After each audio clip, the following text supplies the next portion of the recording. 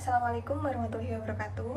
Yang terhormat kepada Ibu Dewi Ayu Puspita, SE MSAAK, selaku dosen pengampu mata kuliah Analisis Keuangan, Fakultas Ekonomi dan Bisnis Universitas Jember.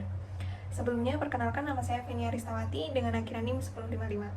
Di sini saya akan memaparkan materi tentang perbandingan PT Bumi Resource Mineral Tbk dan PT Barito Pacific Tbk.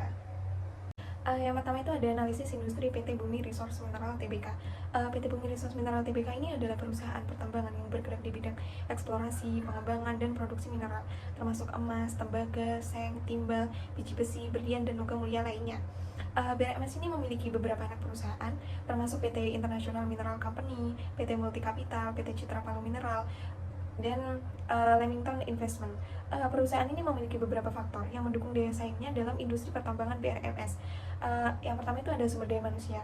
Nah, BRMS ini memiliki sumber daya manusia yang berkualitas, termasuk pengelola dan karyawan yang memiliki kemampuan teknis dan manajerial yang baik. Kedekatan emosional dengan masyarakat itu juga penting untuk memudahkan pengelolaan BMT. Lalu ada inovasi. Inovasi BRMS ini berfokus pada inovasi dan pengembangan teknologi untuk meningkatkan efisiensi operasional dan meningkatkan kualitas produk inovasi. Ini membantu untuk meningkatkan daya saing BRMS dalam industri pertambangan. Lalu ada kondisi pasar. Nah, BRMS ini beroperasi dalam industri pertambangan yang memiliki permintaan tinggi. Kondisi pasar yang stabil dan meningkatkan permintaan produk pertambangan, membantu meningkatkan daya saing BRMS. Lalu ada industri pertambangan. Nah, BRMS ini beroperasi dalam industri pertambangan yang memiliki industri terkait dan mendukung seperti industri logistik, industri peralatan pertambangan, dan industri jasa pertambangan. Keterkaitan ini membantu meningkatkan daya saing BRMS. Lalu ada strategi fokus. Nah, BRMS ini memiliki strategi fokus pada pengembangan inovasi dan meningkatkan kualitas produk. Strategi ini membantu meningkatkan daya saing BRMS dalam industri pertambangan. Nah, ada pun kesempatan untuk BRMS ini untuk meningkatkan daya saing dengan mengembangkan teknologi dan meningkatkan kualitas produk. Jadi analisis industri PT BRMS ini menunjukkan bahwa perusahaan ini memiliki beberapa faktor yang mendukung daya saingnya dalam industri pertambangan. Dengan demikian, BRMS ini memiliki potensi untuk terus meningkatkan daya saingnya dalam industri pertambangan. PT Barito Pacific Tbk ini adalah perusahaan yang bergerak di bidang energi dan industri. Operasi komersialnya ini dimulai pada tahun 1983. BRP ini memiliki lini bisnis yang meliputi petrokimia, properti, logistik, investasi, dan pembuatan perekat untuk pakan partikel. Perusahaan ini juga bekerja sama dengan Indonesia Power, anak perusahaan PLN.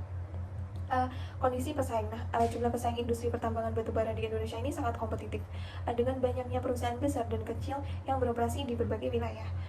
Untuk keunggulan kompetitif itu, PT Barito ini memiliki beberapa keunggulan kompetitif, seperti cadangan batubara yang besar dan berkualitas, pengalaman yang luas dalam industri pertambangan, jaringan distribusi yang kuat, komitmen terhadap berkelanjutan lingkungan. Nah, untuk ancaman pesaingnya itu, ancaman utama adalah pesaing harga dan regulasi pemerintah terkait lingkungan dan pertambangan. Yang selanjutnya ada analisis aktivitas operasi dari PT BRMS. Di sini saya menghitung lompat, rumusnya laba usaha dibagi dengan beban pajak. Dari analisis ini kita dapat melihat bahwa aktivitas operasi perusahaan itu menghasilkan laba bersih atau lompat yang berbeda di setiap tahunnya. Perusahaan itu harus memastikan bahwa pendapatan dari aktivitas operasi itu lebih besar daripada beban dan pajak agar tetap menguntungkan. Nah, untuk di tahun 2023 ini meningkat ya sebesar 22.985.711 US dollar. Penjualannya pun juga meningkat di tahun 2023 sebesar 46.637.766 US dollar. Menghitung lompat, rumusnya juga sama. Laba usaha dibagi dengan beban pajak. Untuk tahun 2023 ini mengalami kenaikan juga sebesar 434,698 US dollar. Penjualannya pun mengalami sedikit penurunan di tahun 2023 sebesar 2.760.359 US dollar. Dibandingkan dari PT BRMS tadi, aktivitas operasi BRPT ini lebih sedikit. Gitu. Selanjutnya ada return modal investasi dan profitabilitas untuk PT BRMS. Nah, untuk tahun 2023 ini sebesar 43,70. Artinya jika GPM suatu perusahaan itu sebesar 43,70%, artinya itu bahwa dari total pendapatan penjualan perusahaan itu berhasil memperoleh laba kotor sebesar 43,70%. Dengan kata lain, setelah mengurangi semua biaya langsung terkait dengan produksi atau penyediaan barang atau jasa, perusahaan ini masih memperoleh laba sebesar 43,70% dari total pendapatan penjualan. Nah, GPM yang tinggi ini menunjukkan efisiensi dalam operasi perusahaan dan kemampuan untuk menghasilkan laba dari aktivitas bisnis utama. Yang selanjutnya itu ada opening profit margin atau OPM. untuk tahun 2023 ini sebesar 83,90%. Artinya bahwa dari total pendapatan penjualan perusahaan itu berhasil memperoleh laba operasional sebesar 83,90%. Nah, dalam hal ini laba operasional ini adalah laba sebelum memperhitungkan biaya bunga dan pajak. Dengan kata lain, perusahaan ini berhasil menghasilkan laba yang signifikan dari aktivitas operasional utamanya. Nah, OPM yang tinggi ini menunjukkan efisiensi dalam pengelolaan biaya operasional dan kemampuan untuk menghasilkan laba dari operasi bisnis ini. Lalu yang selanjutnya NPM pada tahun 2023 ini sebesar 69,80%. Artinya bahwa dari total pendapatan penjualan, perusahaan ini berhasil memperoleh laba bersih sebesar 69,84%. Dalam hal ini, laba bersih adalah laba setelah memperhitungkan semua biaya, termasuk bunga dan pajak. Dengan kata lain, perusahaan ini masih memperoleh laba yang signifikan setelah mengurangi semua biaya operasional dan pajak dari pendapatan penjualan. Nah, NPM yang tinggi ini menunjukkan efisiensi dalam pengelolaan biaya dan kemampuan untuk menghasilkan laba yang baik dari aktivitas bisnis utama. Dengan demikian, perusahaan dengan NPM sebesar 69,84% ini dapat dianggap sebagai perusahaan yang mengelola bisnisnya dengan baik dan menghasilkan keuntungan yang signifikan.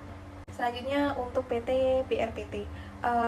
PT BRPT ini memiliki GPM tahun 2023 sebesar 79,78%.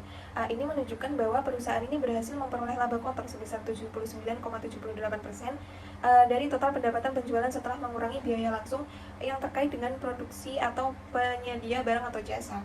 Nah, ini menandakan bahwa perusahaan ini memiliki efisiensi yang baik dalam produksi atau strategi penetapan harga. Nah, untuk OPM-nya, Operating Profit Margin, untuk tahun 2023 ini sebesar 8,9%. Berarti bahwa perusahaan ini memperoleh laba operasional sebesar 8,9% dari total penjualan sebelum memperhitungkan bunga dan pajak. Ini mencerminkan bagaimana perusahaan ini mengelola biaya operasionalnya relatif terhadap penjualan. Nah, yang selanjutnya ada NPM, Net Profit Margin, untuk tahun 2023 ini sebesar 2,80%. Nah, ini menunjukkan bahwa perusahaan ini mengkonversi 2,80% dari total pendapatan menjadi laba bersih setelah memperhitungkan semua biaya, termasuk bunga dan pajak. Ini memberikan wawasan tentang efektivitas perusahaan dalam mengelola biaya secara keseluruhan dan menghasilkan laba bersih. Nah, dengan demikian, perusahaan dengan GPM tinggi dan NPM yang lebih rendah mungkin memiliki biaya operasional yang signifikan atau beban pajak yang lebih besar. Analisis arus kas untuk PT BRMS. Arus kas dari aktivitas operasi. Pada tahun 2023, arus kas operasional ini sebesar 17.447.763 US dollar. Sedangkan pada tahun 2022 ini, arus kas operasional ini mencapai 4.038.670. Ini menunjukkan perbaikan signifikan pada tahun 2023. Perubahan persentase antara tahun 2023 dan 2022 ini sekitar 332,2%. Untuk arus kas ini diperoleh dari aktivitas investasi. Pada tahun 2023, arus kas investasi ini adalah minus 25.402.248 US dollar. Sementara pada tahun 2022 nilainya adalah minus 127.598.271 US dollar.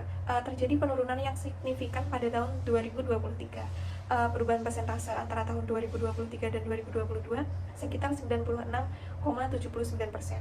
Dari analisis ini kita dapat menyimpulkan bahwa PT BRMS ini mengalami perubahan yang signifikan dalam aktivitas keuangan selama periode 1 tahun antara tahun 2022 dan 2023.